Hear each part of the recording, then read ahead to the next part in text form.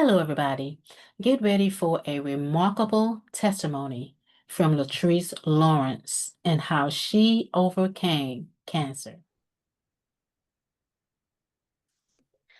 Thank you so much, Lettrice Lawrence, for coming on and sharing your testimony about your cancer healing and your journey.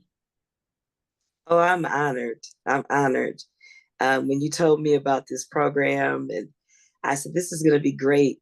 This is going to be wonderful for people to um, listen to and to relate to, because there's so many people who have had cancer or Yeah. who are just getting diagnosed with cancer.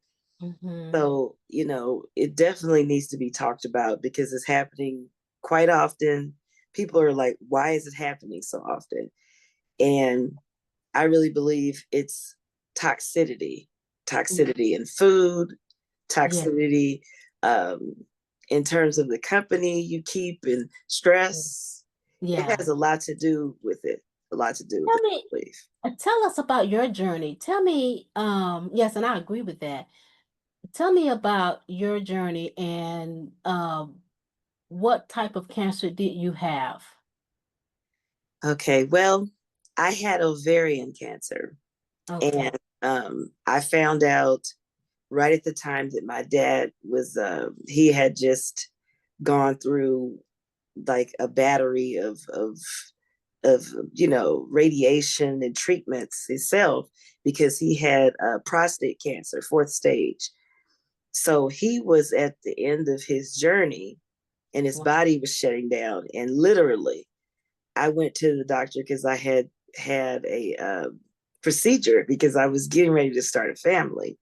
We Oh. were getting ready to go to IVF and start going to the consultations, and we had gotten set up with the doctor and we'd seen the doctor and everything. So we were excited. I lost all this weight, preparing to have babies, Mm-hmm. and I go. Basically, he did something. It's something. The doctor, Dr. McLucas. He's connected with KJLH, and how I met him was I was doing shows for KJLH. Tell you how God works, and I heard about it. Ade Lamar, and I went and we're really wonderful friend of mine, Marva Smith. She referred me to Dr. McLucas. I went and I had been having fibroids. So I had a procedure done. It was it's a little radical procedure. And get rid of the tumors.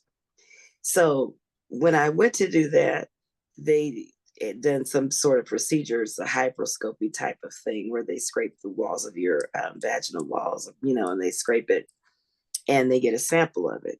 So they got a sample of it, and he called me and was like, "I need you to come in as soon as possible." And I said, "Well, can't you tell me over the phone?" And he said, "No, I can't tell you over the phone. You need to come in." And I said, "This doesn't sound good." And I said, "Well, I'm in the office. I can't come today. Can I come tomorrow?" And so he said, "Okay, we'll come tomorrow." Now, I didn't know to bring someone with me because I didn't know it was going to be this sort of news. But I went in there and he set me down and he went on the computer and he showed me, he put a disc in and he showed me. And he said, "You see these areas here?" It was like gray with speckles with a black circle around it. And I said, "What is that?" He said, "That's cancer." And I froze. I said, "Excuse me?" I was very shocked because I was like, I said, "Oh no, God wouldn't do that." I've battled a muscular illness that's in my family for 30 something years. And I said, he wouldn't do that to me. I was like, I think you have the wrong information. He said, "No, I have the right information." And he said, "And it concerns me. Your immune system is already suppressed because of the autoimmune illness. You told me about that. You told me that your mother was exposed to it as well, and that your uncle died, her brother, from it, and that your cousin had it as well. He said, so the concerning part is that you have the cancer. How long has it been there? And it's ovarian, and what has happened is spread to your walls. And I said, I just froze. I'm like, I just couldn't accept it. I was like, what? And he said, you want to go over this again? And I'm like, you know, You, I wanted to cry, and I said, God is going to take me through this. I just refuse. I know that I know that this he's going to take me through this. And he said, I agree. And he said, I agree with you. IVF is off the table. No more hormones. I don't know what you've been doing, but your estrogen is through the roof. And whatever you're doing, you're going to have to stop because it's going to accelerate the cancer. And I think that's what's happening. And I mhm. said, I'm on Herbalife. He said, how long have you been on it? I said, I've been on it off and on since um, 98. And he said, Lettrice, stop taking it. Stop taking all of it. And I was so frustrated because I was just like, oh my God, my career. I thought my husband. I thought about my mom and dad because my dad was sick at the time. And could they handle this news? I didn't even want to tell my dad. Wow. So I called my mother when I got out of there. And she Wow. said, why did you go by yourself? I said, I don't know. I shouldn't have gone by myself. I should have asked Richard to take off work, or I should have had one of my best friends to come with me. Long story short, I told her, don't tell my dad because he's dying. He doesn't need this is too much. Yeah. I go over there and he starts crying. I knew something was wrong with you.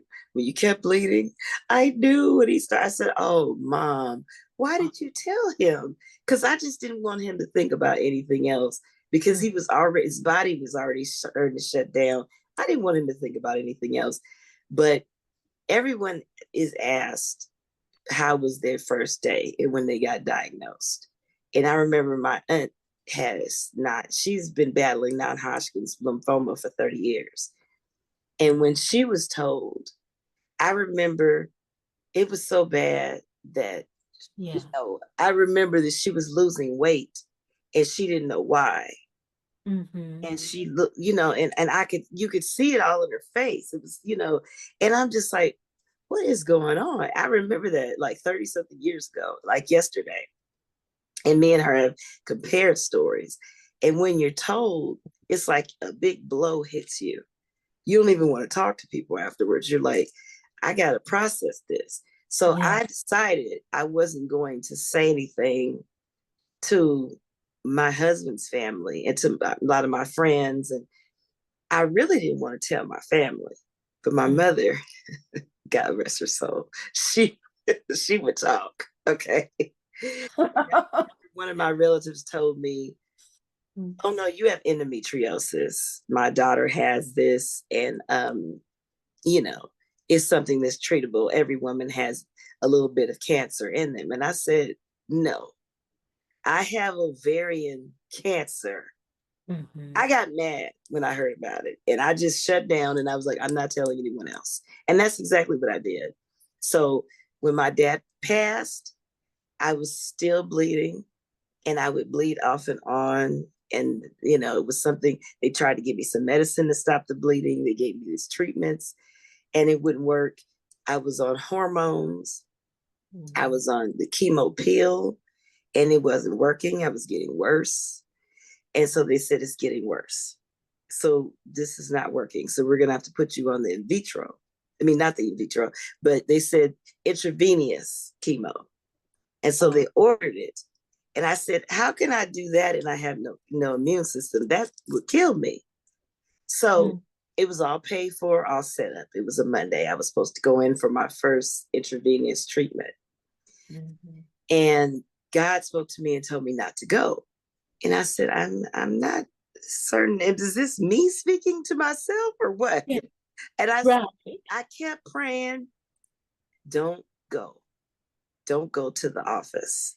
I said, Mm-hmm. okay, I'm not going to go. Mm-hmm. So my husband calls me and says, Lettrice, don't go to the chemo to get the chemo. If you take the chemo, it's going to kill you. And I'm like, what? He said, it's something spoke to my spirit. Don't go. I said, I already canceled the appointment. He's like, Wow. good, good. You As were on one accord. Yeah. producer, I told my producers, and they got teary eyed. And my producer went off. We can find juices. We can find things that you can take that's natural. They'll kill you. And he just started. I said, wait a minute, hold on. Just calm yourself down. I'm the Mhm. one with the kid. You just got, no, no, no, no. It's non-negotiable. And so I said, look, I'm not taking the chemo. I'm not doing it. You took the chemo pill. How do we know you're not going to do it? I said, I'm not going to do it intravenously. So my sister-in-law, she spoke to someone she knew, and he he was a chemist, and Mhm. basically, I got on these herbal sunshine. What is it? Nature Sunshine, and I had an herbalist that I met in Leimert Park, and I started consulting with the herbalist, and basically, I stopped eating meat and I basically I became a complete vegetarian. And then I started to take these herbs, these healing herbs that he put me on. And Mhm. specifically, it was for cancer. Oh. And it was amazing. It was amazing. I mean, it really was because I started getting a glow to my skin, even though I was dealing with the cancer. Mhm. And, you know, I had lost a lot of weight. But the thing about it was, um, my hair come out. So I had to cut it real short, like a boy. But what Yeah. I did was I got this cannabis oil, and it Mhm. was potent, really strong, and Let me ask you real like quick a though. vial like this big You said your hair started coming out because of the chemo. of the chemo that you were taking earlier. Yeah, the Pills. pills. Yeah. Okay. And so Were basically I you had braids and still on the pills when you were doing the herbs? I was just at the tail end of it, and Okay. I stopped taking them, and already my hair had fallen out already. But I started getting stubble, and it started to grow back as I started getting more into the herbs. But I started taking the cannabis oil as Okay. well. And Mhm. so the cannabis oil had been gifted to me because the young lady was 9 and she passed from cancer. Mhm. So I took the cannabis oil, and so my eyes would be red and I'd be going. I was the music director at church. I really don't want to say this, but I'm gonna tell the truth. I'm gonna keep it Yeah. real. Keep it real. And That's right, because you my, know that's my eyes were red. I was a little loopy, but it wasn't like I was doing this to get high. I was doing this to get well. And my yeah. mother didn't agree with it at all. She was like, I'm against this. I'm a minister, your dad's a minister, you know. And so I'm like, but my dad had died by this point. But Yeah. she was going through mourning. So I was trying to be there for her and my Mm-hmm. family and my husband. And as the crazy part, he lost his uncle right around the time that I was taking the treatments. And Mm-hmm. so that's the part that was rough, is that he lost his uncle and he had pancreatic cancer. My Wow. dad had prostate cancer, but he Mm-hmm. passed because of the complications, just like Uncle Patrick did. Mm-hmm. Because that's why we didn't want to do the chemo, because the chemo destroyed my dad's his intestines, and they kept having to give him surgeries on his intestines, and he was having blood clots. So by us seeing that, by us seeing Patrick, you know, get sepsis and getting complications in his body and different things not functioning right, because it goes for your kidneys and different things, and and it tries to shut your you can go into renal failure. So chemo, it depends on how your body is set up. And the Mm-hmm. thing is, my body was already not strong because I was dealing with an immune illness. So that probably would have killed me because Mm-hmm. it was so powerful. because they were going to put me on the powerful form, a very strong cocktail, because the pills weren't working and the treatments they were doing weren't working. And they even put a device inside of me that was like thousands of dollars. And supposedly it would treat the chemo, treat the cancer, and it would also balance out my hormones. So I felt like I was a lab experiment. It was just Yeah. awful, but the bleeding was what was scary, because I would bleed unexpectedly. And Mm-hmm. sometimes a little bit, sometimes a lot. And that's what scared my husband. He was Okay. like, I just don't want to lose my wife. And he's Yeah. like, I just want my wife back. And I'm like, I want her back too, Yeah. but it was so scary. It was so scary. I could not even make love to my husband, Yeah. because I would bleed, just bleed. And I mean, it was one of the most scariest experiences. I've had some experiences in my life, but I think that not knowing is the Mm-hmm. part that's the most scary for you, is Yeah. that you're not knowing. But Andre encouraged me. Andre Pittman, the CEO of Enthroned Records, he encouraged me to keep singing. I was like, but I don't feel good. He's like, I know, but that'll make you feel better. He's like, this'll help. And I'm like, how's it gonna help? I was like, I can't stand in the sun too long because I don't want to get burned. We Mm-hmm. would have, it would be outside venues that KJLH would want us to do. And I Yeah. remember Greg Johnson from KJLH kept saying, are you okay? And I'm like, yes. That's not what I heard. And I'm like, see, people gossip too much. Oh my goodness, I'm how like, great. I don't really want to talk about it. You know, Yeah, I didn't want to talk about it. You private know, thing. Yeah, it's private. It's something you have to process something like that, I would imagine. it took me a long time to process it. And the crazy part is, during that time, I lost my dad. But Yeah. not only did I lose my dad, my our uncle passed.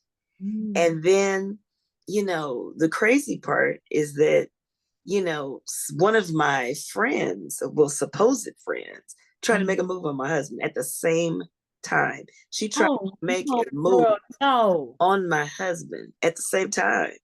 Oh my. So something was going on in my personal relationship as well. So, Yeah. like, who does that? So my mother was trying to keep me from going to jail and beating this girl up. She's like, wait a minute.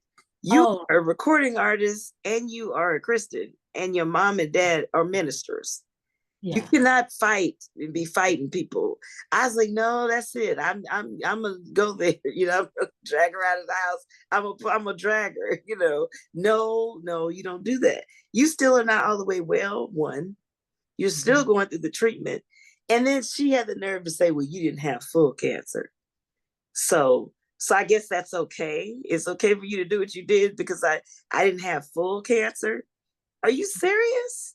I was What? the first stage, but cancer is cancer. And the fact that it spread was what scared me. At the first stage, But, it was so rapidly spreading.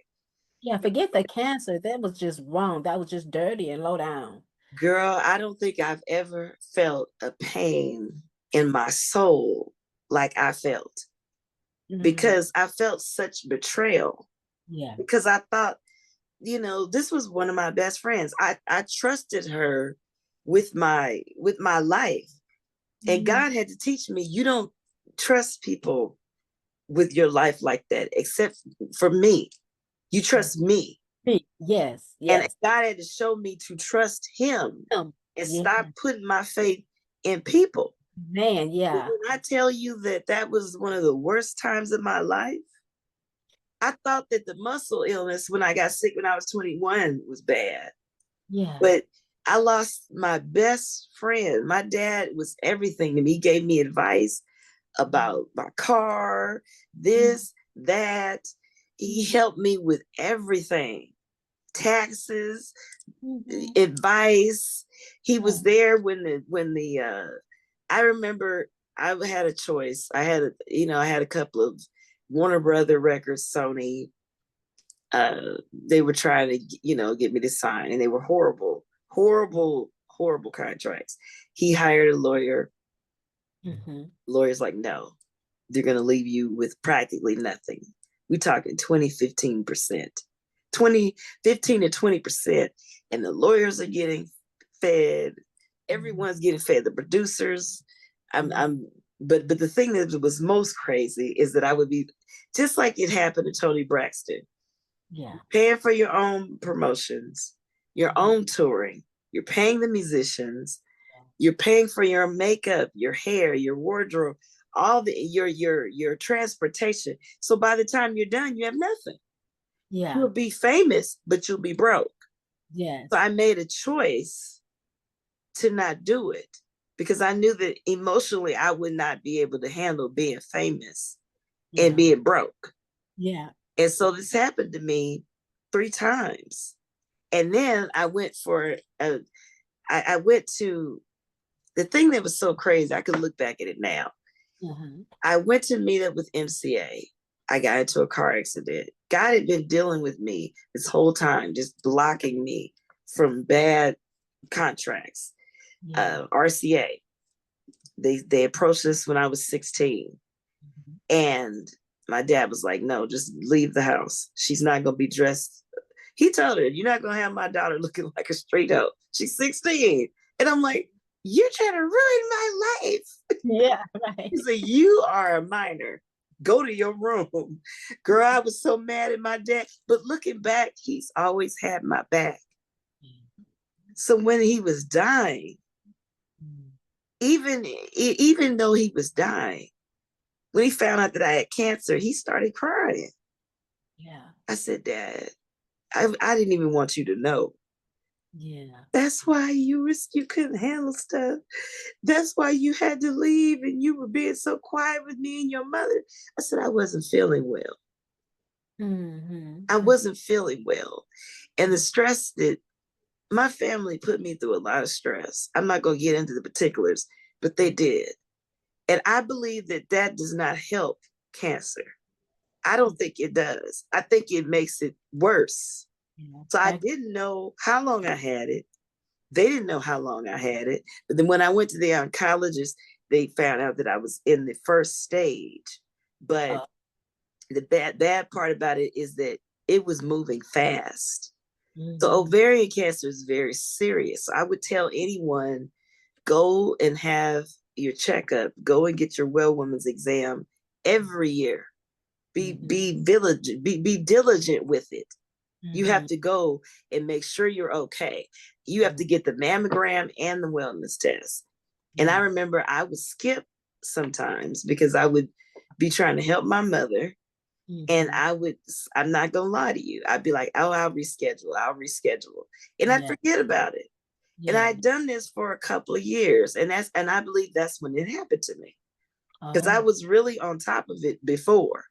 And Yeah. so this thing just came upon me. Mm-hmm. My grandmother had cancer. She passed from breast cancer Oh. and it was aggressive. My Mm-hmm. aunt had non-Hodgkin's Mm. and they had to take out my mom's milk duct because they thought she had cancer, but it was a false alarm. She did have a growth, but it was non-cancerous. Thank God. She caught Mm-hmm. it before. She Yeah. caught it. But cancer is in my family.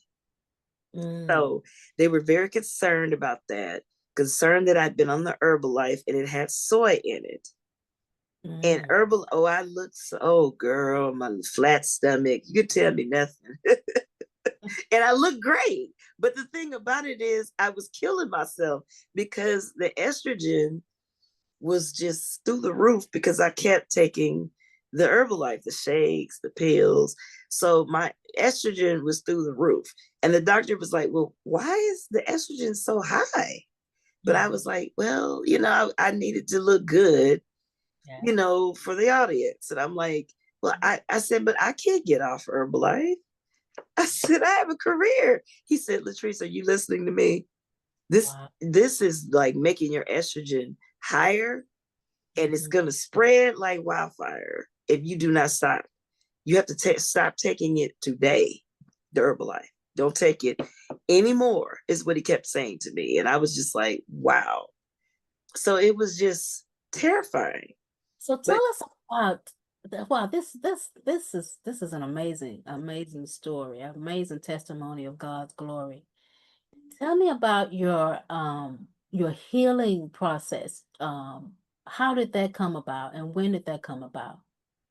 Well, Because I had a friend who told me about the herbs, and some people in their cancer journey they can't take it. It mm, depends on what sort of cancer you have, where it is located. I had a girlfriend, she's a dear friend of mine. She had anal cancer and colon cancer, and she could not do the same thing I did. She couldn't do the herbs and she couldn't do the cannabis oil. But okay, if that's sometimes, important. depending on what sort of cancer you have and what level, and Mhm, because mine was at first stage and mhm. I had the ovarian cancer, we caught it in time. Yeah. I'm just grateful that if I wouldn't have had the fibroid embolization procedure with Dr. McLucas, Mhm. he wouldn't have caught it. Wow. So I mean, we just accidentally caught it. Yeah. So By he, the he God. said it was he said with his mouth, it was the grace of God Yes, it was. Yes, it is was. the reason why we caught this, Lettrice, because this thing could have spread and killed you. Yeah, And he absolutely. said, and now that you're telling me the stress you were under just a year ago, Hmm. it makes sense to me. Your Yeah. father is sick, he's Mm. dying, then you're dealing with stress. Then it makes a lot of sense. How long did it take for you to be healed of cancer, to be cancer free?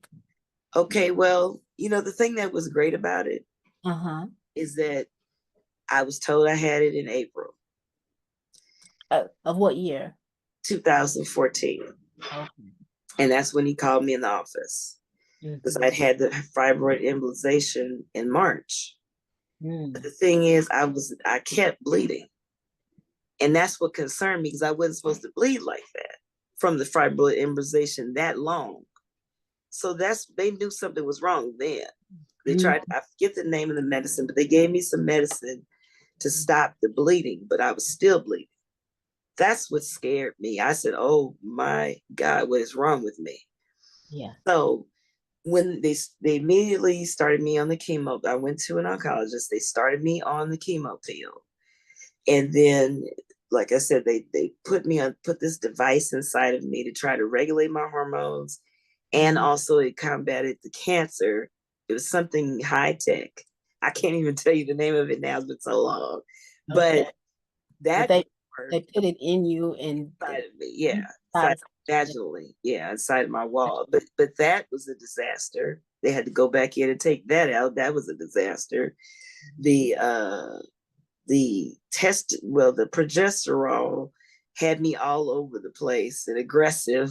And the hormone medicine, I was hollering at people and everything. I was a mess. So, I mean, I was on that and I was on the chemo pill.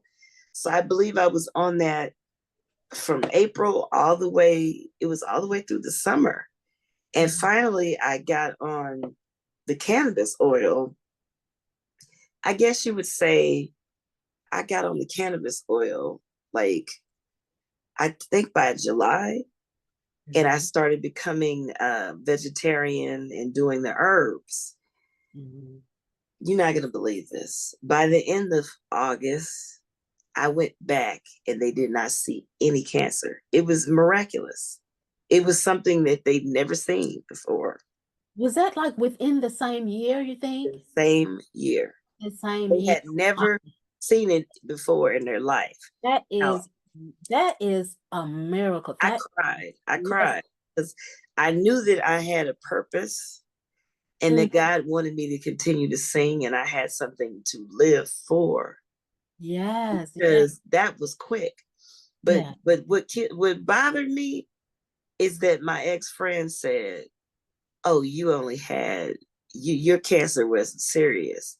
So she saw a moment that my dad died, Yeah. A vulnerable moment. All things vulnerable moment will make where I could not physically be with my husband the way I wanted to, because I was Uh, always bleeding off and on. yeah. And then here she comes with this thing that she did. It was Did your, insane. And so, but did your husband tell you about it? we How talked about it. He ended up admitting it to me, but he really didn't want didn't to. want yeah. He didn't want to. He knew that he knew me well. Mm-hmm. We ended up talking about all of it. But the thing was, he knew that it was a chance that I was going to really be mad and I was going to do something harsh because of the situation I was in. The Absolutely. disrespect, the level of disrespect, and Totally. the fact that when she was in a situation when it was life and death, I saved her life. So Yeah. it was almost like a slap in the face Yeah. to me Oh that it yeah. happened. Yeah. So, I mean, I could talk about it now, but before, my anxiety, I had anxiety on, oh my goodness. I was so hurt, but Yeah. I was, at the same time, I was happy. It was a split thing because I was happy I was alive because I didn't know if I was going to make it because I kept bleeding and it kept spreading. That's the thing that scared me, the spreading and Yeah. the fact that I kept bleeding and I wouldn't stop no matter Yeah. what they did. Yeah. So the thing that really I think about now is the fact that it happened so fast, Yeah. up so fast. But I will say this: my body did not get back to normal. It took me at least a couple of years for my body to get back to where it was, and still, it was never the same. Okay. I Wow. noticed like a very foul odor Mm. discharge. I was never the same. I Yeah. ended up having to have a hysterectomy because it was bad. Oh, okay. So I Yeah. will say that you're not told everything like you should be a lot of times. And what they should tell women is, And it's, when you go to the doctor, yeah, the doctor. uh-huh. They should have just said to me, Lettrice, I think we should just give you a hysterectomy. That to me. Yeah. No matter how much I insisted on, how much I wanted to have babies, all this, because the possibility of it coming back is probable. Mm-hmm. And in 2021, I felt like it was coming back. And I didn't tell anybody that I felt it coming on, except for my husband. Yeah. And I had to go, I got pregnant during the pandemic and I ended up having a miscarriage. And Oh. that's when he said, okay, enough. We're gonna, he said, you're my family. You don't Mm-hmm. have to prove anything to anyone. He Mm-hmm. said, we're not doing this anymore. This is hurting you. Okay. And he said, and who knows, it might try to come back. And after that last pregnancy, Yeah. I started feeling the same feelings I was feeling in 2014. It was Oh. very familiar. I started having the pains in my pelvis and in my stomach. As the same thing, the same kind of feeling, the achiness in my vaginal walls. It was just horrible. And I started bleeding again. And this Oh. time I was bleeding every day, like to Yeah. the point where it was nonstop. So I had to go and just have a hysterectomy. And Yeah. so what I would tell women is when you face ovarian cancer specifically, and Mm-hmm. you're bleeding nonstop, it's probably a better idea to just go on and have a hysterectomy. Yeah. Get Yeah. the treatment, of course, for the cancer, but just go on and have a hysterectomy and don't be stubborn about it because you don't want it to come back because that's when it can be deadly. Yeah. If you can't play with yourself like that. So I think that I was very fortunate in my case to be able to do the cannabis oil because everybody can't do it. And Yeah. and depending on where the cancer is located and how far along you are, the stage of it, Mm-hmm. that's all important. But I think your eating is very important. I wish I had the same tactics right now in my life. But being a vegetarian made it so much better. Oh, wow. Cutting the meat out because the meat feeds the cancer. Yeah. So Yeah. people don't understand that, Yeah. but it feeds the cancer. So you got to be careful with how much protein and how much things you're intaking, Mhm. because that's what really makes the cancer grow even more. I mean, they say, oh, protein's good for you, but in this case, I believe being a vegetarian and having a herbal thing where I had the vitamins I needed, the supplements I needed, that is really what helped me to be able to fight this thing that I was facing. Yeah. And it's something healing. I know everybody's into this cannabis thing, especially the young people, but older people too, honestly. But It's there's healing properties in cannabis. Mhm. Cannabis was meant for healing. Absolutely. It was meant for healing. It Yeah. was meant for healing. And that's why I believe it happened for me so successfully, because it And was meant for healing. yeah, also you mentioned that a very instrumental part in your healing was your praise and your worship. Yes, I kept singing through it. I Mm-hmm. kept singing through it. I go in my room and I sing praise and worship songs. Mm-hmm. And I remember my favorite song at the time was "I Worship You, Almighty God," Yeah. and I would sing that to myself, and and I would, I would just sing, you know, I would just sing praises, and I remember I listened to Yolanda Adams, live in Washington D.C., and I listened to her Mountain High Valley Low album, Mm-hmm. the battle, and I listened to that song, "The Battle Is Not Mine, It's the Lord's," a lot. And I mean, and I read the word too. And I think that, me not talking about it and telling everyone what was going on, I Mm-hmm. had time to deal with it with God. Yeah. And not everyone knew my business. And I think that was the mistake. I shouldn't even told the little people that knew, Yeah. except for the exception of my husband. Yeah. I should not have told anyone else. I'm very serious when I say this, because it's very serious to have a very close connection with God, Mhm. and everyone doesn't need to be in it. Yeah. Everyone doesn't need to know because they say negative things. So Yeah. you don't want to bring outside negativity to that while you're healing. Speaking Because, over her situation. right, because it brings life, words, they bring life to a situation. The Mhm. power of the tongue is very, very serious. Yeah. So I would advise that, a lot of people, they want to run and tell everybody. But then there's some people that don't want to say a word. That's I true. can relate to that because I believe that that was crucial to my survival.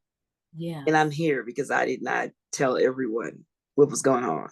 I believe that when I got up and told my church, I was nearly towards the end of it. Mm. Yeah. But I didn't want to talk about it to everybody because everybody didn't need to know. Yeah. They didn't need to You don't know. want to tell the people that you know are for you and going to be praying for you, you Yeah, know? because I told the wrong person, and look at what happened. Yeah. Oh, yeah. Look Well, at what happened. So yeah. Well, you know what? cannot. Sometimes things like that have to happen for exposure because if that hadn't happened like it did, you would not have known what kind of person that person But was. my dad told me. He told me before he died years ago. It Oh, so he told it said it right in front of that person. I was you. getting out the Okay. car. She was with me in the car, and my dad said, "That is not your friend." In Mm. front of her, and she said, "Oh, Mr. Kathy, that's not true." Yes, it's true. I hope she finds out before I pass. Wow. Said that. Like it was a prediction or something. That is I interesting. hope that you find out And you did. before I pass. I found out after he passed. Right. Okay. But Wow. before he died, Nevertheless, he yeah. asked this person to look out for me. That's the part that killed me. I said, "What?" He asked that person to look after me, make sure I'm going to be all right. He did. Because he knew that I had cancer. Yeah. He Yeah. said, "Look after her." Yeah. And so I look back at it, I'm no longer bitter, but it definitely taught me who not to trust. Right. I Yes. learned who not to trust quick when I Mm, went through that situation. yes. And I also learned to listen to my body, Mm, mm, go and do not skip your checkups, even if you are a caregiver to your parents. mhm. Do not skip your wellness tests and your mammograms. Do not, by any means, or colonoscopy. Don't skip it. I was skipping appointments, canceling them. Mhm. For one, because I was exhausted. Because Okay. when you're doing and running for your parents, you're tired. Yeah. So you forget to take care of yourself. Yes. Yes. But the most important thing is surround yourself with people who really love the Lord, Yeah. That's it. That's and it. don't let them pull you in the sin. Right. And that is a real key factor, because I had some people around me, not a lot of them, but a few, that was really full of some demonic things, and I didn't need them around me or my husband. Mhm. That scripture, come out from among them and be ye separated, is real, Yes, it is. because you'll start doing the same things you say you're not going to do, Yeah. never would do, Mhm. because you're hanging around certain spirits. Yeah. So I believe that I had the wrong people around me to get me off of my journey, my path. Yeah. Satan strategically put them in my life to get me caught up. Yeah. But I'm so glad that God got them out of my life, Mhm. and changed my life, Mhm. made me see the things that I needed to clean up in Yeah. my life. And when I decided to do that, that is when God really touched me. Won't he do it? Yeah. God is. I mean, and the thing is, once he does that, you Mm. have to continue to stay on the path, Mhm. because, all of it, we have these distractions, and we have to pay attention, Absolutely. We because do. that's when you get attacked. And I believe that I was not prepared. I was not paying attention. I was frustrated.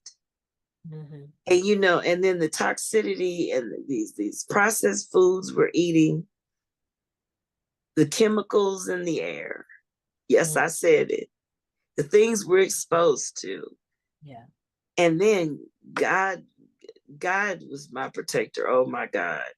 Years later, I found out that Mount St. Mary's, my alma mater Mhm. in Brentwood, it was built on top of a toxic plant. No. Yes, Oh it was. my God. Nobody ever sued. Nobody ever did anything. But yes, Oh, that school was built on top of a toxic plant. So who knows what I was exposed to. I was yeah. drinking out of the water fountain, all Mm. that. And I look Yeah. back at it now like God I'm protected me. yeah. He Yeah. really protected me. He stepped in and protected me, because you don't know what is in these chemicals. And I Yeah. think that's the reason why everybody's getting cancer, the processed food, the toxic waste Mhm. that is right up under some of our homes. Then I heard it was lead underneath it, lots of lead in the land where I Yeah. grew up on. Oh, yeah. That yeah. Yeah. Let's talk about you talked about how you had some loved ones in your family who passed away. How do you find closure? And how do you talk to people about finding closure of a loved one who passed away of cancer? It took me, my grandmother was, my grandmother had cancer and it came back and it Mhm. took her out. But she said, I just want to see my grandbaby. I just Yeah. want to see my grandbaby. I want to see her. I want to see her birth. I want to be there. Mhm. That was me.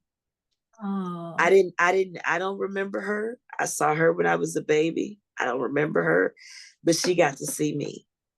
So I that's never got to meet my mom's mom, but I heard that's she was a lovely woman, sweet, kind, cook. I mean, just a cook from Mississippi, just could cook, cook, cook. That's why my mama could cook. yeah. But we lost her early, so I never got a chance to meet her.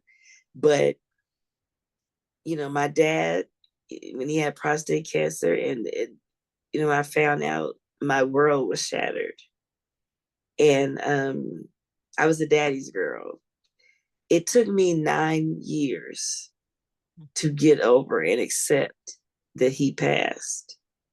I just was miserable and crying and just, and it was 11 years, April the 22nd, that he's been gone. Wow. And I've accepted it, and I know he's in heaven and he's with the Father, and I'm okay with it. I'm okay with it now because I know I'll see him again. He was a Yeah. spectacular man, but he was my first example of a real man. Yeah. And Oh, that's what wow. made me love my husband, because they have the same name. Uh, My dad's birthday was his birthday was the 13th. My husband's birthday, September the 9th. I mean, mhm. 10th. I'm sorry. So they're 3 days apart. Both Yeah. September babies. Richard, both of them, their dad's name was Richard Daniel. Yeah.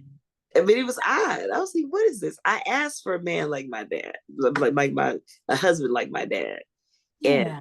I put my favorite scriptures, and I gave all the description of what I wanted and put it in my favorite Bible scripture, like Mm. an evangelist told me to do. She Yeah. said, you'll get your husband if you do this. She wasn't lying. Wow. That's a But blessing. So but y'all been the thing married, is, and you he and was your husband. he's the version of my dad when my dad was young, Mhm. feisty, full of fire, Yeah. full of passion. Well, But as he gets older, he's calmer like my dad. But he reminds me a lot of my father. And so it you know, blew me away. But the thing about it is, that was the hardest challenge, me losing my dad. But I never knew how hurt. I had lost several people in the last 10 years. I lost my voice teacher, and he was like not just my voice teacher, he was like my friend. We were close. mhm. I lost him. He had a rare muscular illness, and he was very, very sick. And I lost him last year, and I lost my godfather too. But seeing someone die from cancer, I think, is probably the worst experience of all, because my ex-pastor, who I worked with, I was a music director for almost 12 years at Morningside UCC, him and his lovely wife, Bonnie Robot. His name was Mark Robot, and he Mhm. was senior pastor. Beautiful man. He was a carpenter, just like Jesus. I'm like, every time I tell people that, they're like, right. I'm like, no, seriously. He shellacked wood and just made these things like Jesus. He was a carpenter, but he was the most beautiful person I'd ever met, aside from my parents. And his birthday was the day before mine. Wow. I came over, I guess it was like the 7th, and I sang "We Shall Behold Him" to him.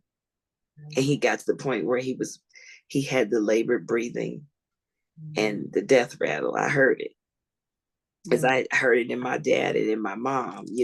So when you hear it, it's very specific, when you hear it, and Yeah. you know when you hear it. So, you know, I heard it, you know, and I Yeah. remember that, you know, I sang to him, and, you know, I know he was listening, because he jolted a few times. He like, um, he kind of jolted a little bit, and I knew that he was listening. I could tell that he was listening. But the thing was about the situation is that, when you watch somebody and they pass away and they pass away in front of you like that, it's hard because, I was very close to him and very close to his wife. And so to see him pass like that, it made me sad. But to know that I get to see him again, because he was the kind of person that walked what he talked about. He lived right. He lived a wholesome life. Yeah. Yeah. But I think singing his favorite song to him by Sandy Patty, "We Shall Behold Him," you know, his wife keeps saying, "You sang him right into glory, Lettrice." Oh, I bet you did. Oh, forever, my heart will be grateful that I was able to see him that one last time. Now, Yeah. I did see him 2 weeks before that, and I came and he held my hand and we talked and he told us jokes, and I was able to hug him, tell him I love him, and bring him an angel and a crystal angel figurine with a live blue flower rose in it. I Mhm. was able to do that. So that gives me comfort knowing that I was able to see him. But literally, he was diagnosed with pancreatic cancer and they gave him 6 months to live and he died within 3 weeks. Oh, And wow. me and his wife just talked about it on Mother's Day because I came to the church to visit Yeah. her. And it just was, but the thing is, he felt no pain, Okay. no pain. That is what you dream of, to go to God Go to and glory. you have no pain No in the pain. process. Go to sleep. And You my have mother look, let me discovered. just interrupt you here. We Mhm. have a song for us that you're going to sing, and Yes. songwriter actually passed away of cancer as well. Yeah, she was my friend. She was your, Um, how special is name that? was Giovanni Joyce Imbessi, one of the sweetest people. Oh my God. She was another angel in my life. She actually came to hear me sing at the Southeast Symphony performance at UCLA Royce Hall. Yeah. And I sang with, under the leadership of Anthony Parther. And it was a very beautiful, the orchestra was phenomenal. But she Mm, heard me sing and she said, I knew at that moment, she's the one to sing that song. This song is for her. And mm, when I met her, she said, I have a song that I want you to sing. And I'm like, okay, yeah, okay. And I really, she was like, no, really. I said, okay, well, let's exchange numbers. So uh-huh. we exchanged numbers. I Okay. came and I met her at her condo off of Sunset, Mhm. and we talked. And she told me that she had cancer. She said that she had this rare cancer, and it was not curable, Mhm. and you know it was endocrine cancer. It's some sort of cancer that attacks your liver, it attacks your organs, and Wow. so it's very rare.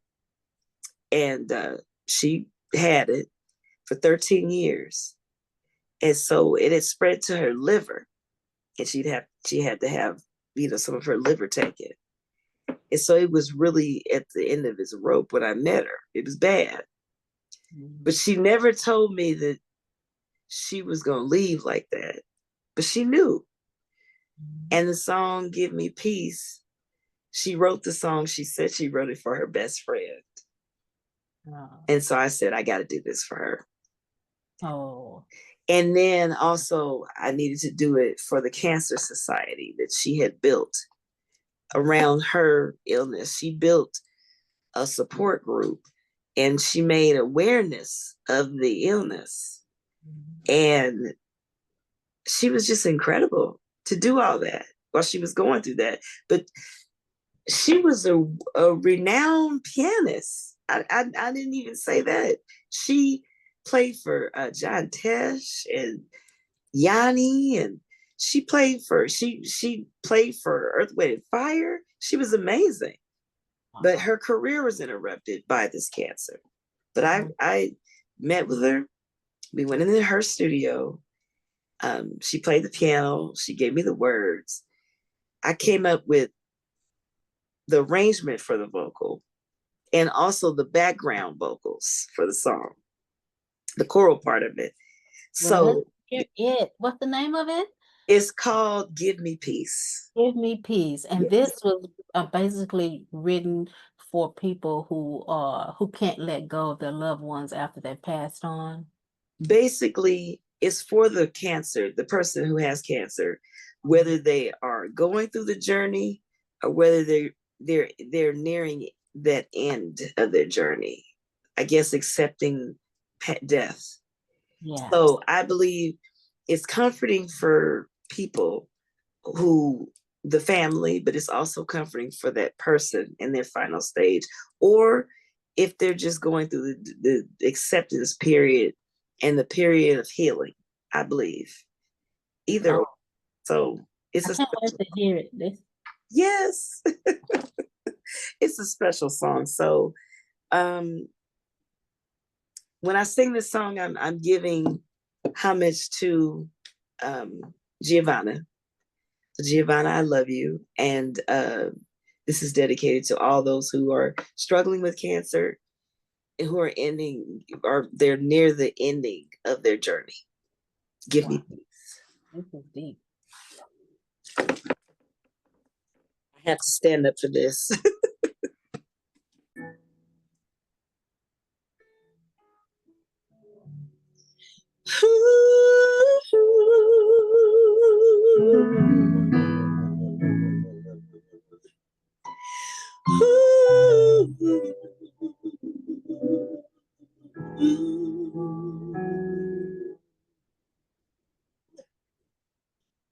Give me peace so I may rest now. Let me go or let me go. Free my soul to the mountains. Let me rest. Lay my body down, down. And in the dark, I will be woken. I will be woken by precious love.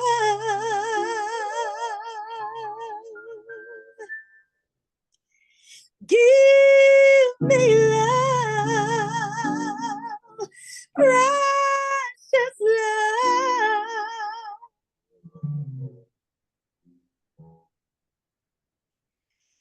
and hold me. Yes, hold me forever more.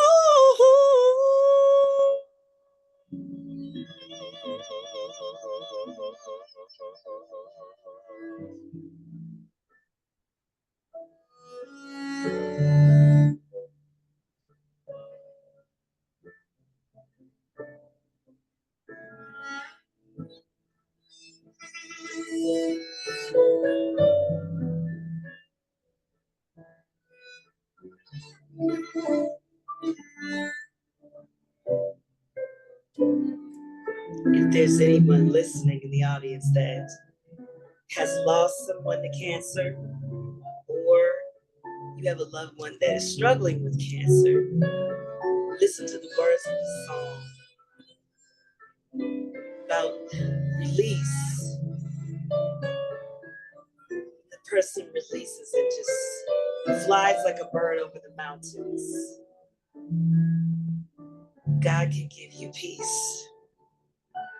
Just ask.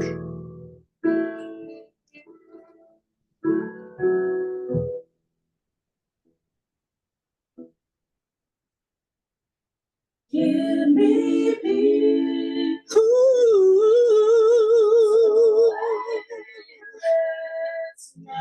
I may rest now. Go. Go. Free my soul to the mountains. Let me rest.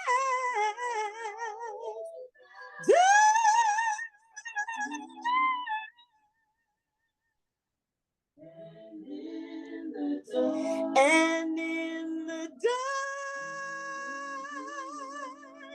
I will be walking. I will be walking.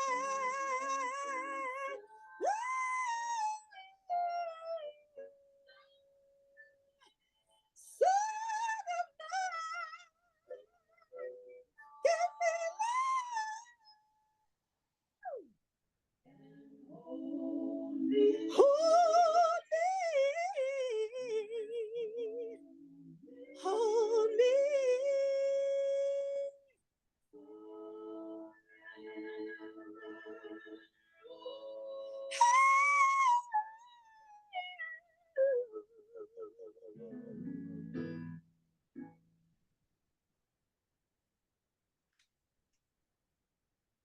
Bravo, bravo.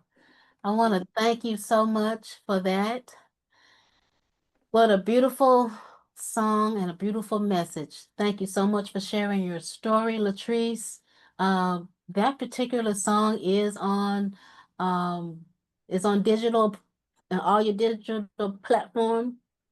Actually, no, it isn't, but you can find it on SoundCloud, Oh, okay. and it's called Give Me Peace.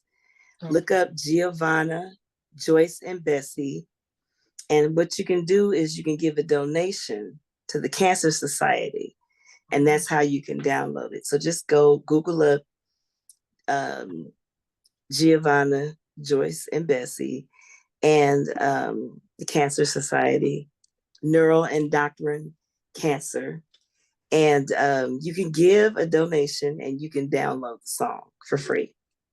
So Beautiful she did that for that purpose, so that people would donate, to donate. for research. Yes. Oh, that's a beautiful thing. Yes. Thank you so much for sharing again, Lettrice. We love you.